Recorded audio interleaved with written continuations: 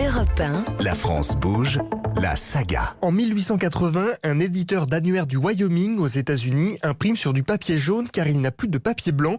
Ça marque les esprits et le jaune devient la couleur des annuaires qui recensent les professionnels partout dans le monde. La couleur est gardée en 1946 quand la France lance à son tour un annuaire pour les entreprises et les professionnels. Les pages blanches, elles, sont pour les particuliers.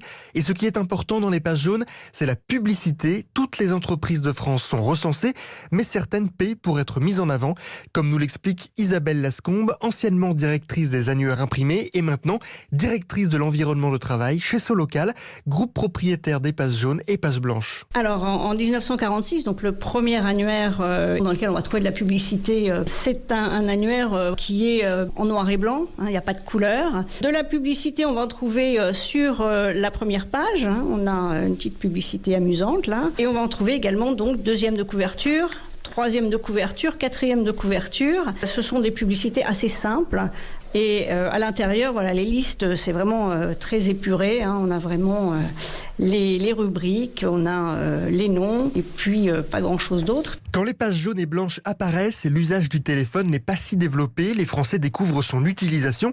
Alors, fin des années 1940 et dans les années 1950, il y a une particularité dans les annuaires. Dans les en-têtes, on trouve des petites phrases vous expliquant ce qu'il faut faire quand vous appelez, quand vous recevez un appel, etc. C'est vraiment pour éduquer les gens, les quelques personnes qui ont le téléphone, parce qu'au départ, ce sont surtout les professionnels qui ont les moyens d'avoir une ligne téléphonique. Tenez les lèvres le plus près possible de l'appareil. Ayez toujours sous la main un bloc-notes et un crayon. L'appel au numéro est obligatoire. Répondez immédiatement. Évitez les mots inutiles. Si on vous entend mal, rapprochez-vous de l'appareil. Donc vraiment, on explique aux Français comment il faut faire pour utiliser un téléphone. Et c'est assez amusant. En 1974, le président Giscard d'Estaing lance un grand plan que chaque foyer français soit équipé d'un téléphone.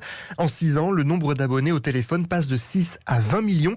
Les annuaires deviennent donc indispensables. Aujourd'hui, dans la base page jaune, on a 4,7 millions d'entreprises. On s'efforce d'être exhaustif et évidemment, c'est une information qui est actualisée en plus au quotidien puisque maintenant on est sur uniquement un média digital, donc on peut l'actualiser tous les jours, contrairement aux annuaires imprimés qui étaient imprimés une fois par an.